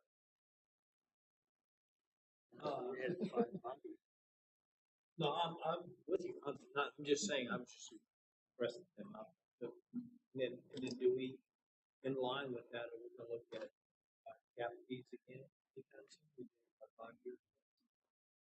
At what fees? Gap fees. So engineering fees, we've never really charged. State changed the way that we can do that. So part of the development fees, we left some very generic language so we can work with the legal team on how to best draft that, because a lot of what Evan doesn't essentially get charged for. And then building fees, we will probably bring those in 2024 as well, looking at all other building permit fees. But this was really just for development fees, planning, zoning, Board of Adjustment. What about impact fees? When was the last time we were asking? When was Are we the last on our time we've 5-year done mark impact where we fees? have to Yeah, do I that? think we're at year like 4, so we're talking about doing another rate study. Okay, thank you. And the Parks Master Plan is recommending that we look at our park dedication fee as well. What is the current impact fee? Well, it varies. Well, for one living equivalent unit, $7,000 for water and sewer. Yeah. It's low. There was a time when there were people that were not bigger than that. Way back. Then I'm going to pass around, so you can just text to sign up. This just went live, I think yesterday. The city and county has a new emergency alert system. So you can text FBGTX to this number or Gillespie, and then it's not spam, it's just for true emergencies within the city, or things that you need to know about if they're shutting down a road or something. So I think there's 2 options. There's one for the city limits only, where you're only alerted for issues within the city limits, and then there's also one countywide. I think it spells it out on that. question. So where's that coming from? Law enforcement? It's a joint venture of the city and county. So yes, if there's a law enforcement issue or emergency management. It's a stupid question. If you sign up for the city only, are you going to get anything in the county or not? I don't believe so. All right, so if you really want it all, you got to do the county. Then, yes, correct. Thank you.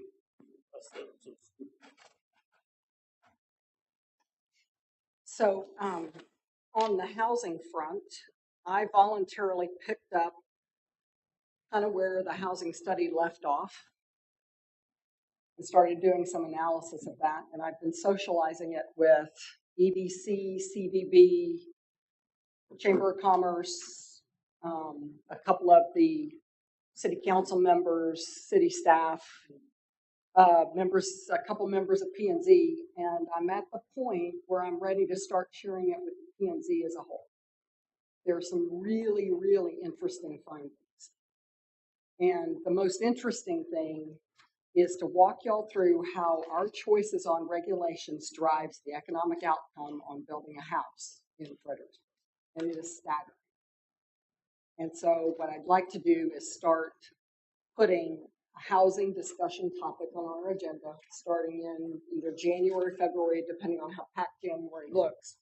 But I'd like to start getting us standing housing discussion item so I can take y'all through all this data so you can understand what are the economic outcomes that we're driving with the decisions that we're making and what our rules are doing.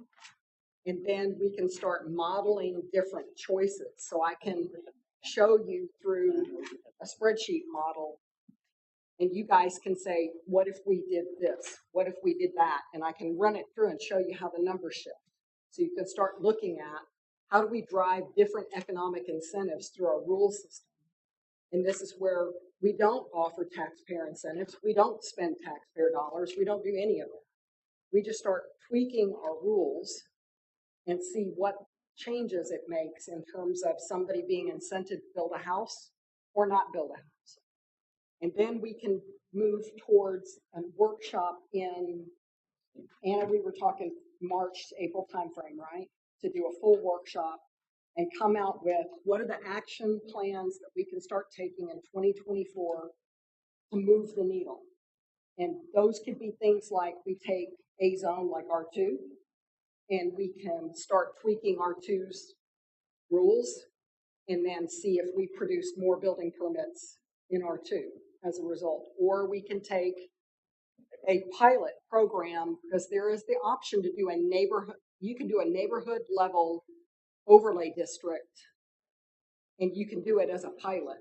So we can take a specific area, take a look at it and come up with an overlay for that and lay that out and then see, do we start producing more building permit activity in that area of the type that we're looking at. So I've got a list of like 15 to 20 different things that we can do that are basically regulatory changes that would create different economics and encourage people to build on lots that already exist, already in the city limits on a small scale basis so that we don't have to go bring in a Lennar with 500 doors and something that we really don't like. We can do this through tweaking our rules and get people who already own lots inside the city limits to do those buildings if we incent them to. So I'd like to start sharing with that with you either January and Anna, it would depend on how stacked we are, but if we push it February. And then also we need to bring back the sober house ordinance to look. All right. Thank you, Polly. Think you need to patent that? Should be. I'm going, Anna and I are going to present it to APA and to Strongtown, Scott Org, when we're done. Patent it before you go. Yeah. I don't know. We'll see if we can generate some money for Fredericksburg out of it. All right. Lennar poured 4 more foundations this morning at 6:30. Yeah, you heard it, didn't you? I watched it. All right. Anything else? I entertain a motion to adjourn. Go home. Motion by Jim. Do I have a second? Merry Christmas, everybody. Second. Second by Polly. All in favor, aye. Aye. All opposed. Good night, everyone. Oh. Merry Christmas, everyone. Ho, ho, ho. If I need to do a form to add that to the agenda, but I think Anna can just add See it. y'all in January. It was, I'll tell you what, once I pulled these numbers together and started looking at it, it's like, shit, no wonder nobody built two houses. There's no economic incentive to build a residence. All the incentives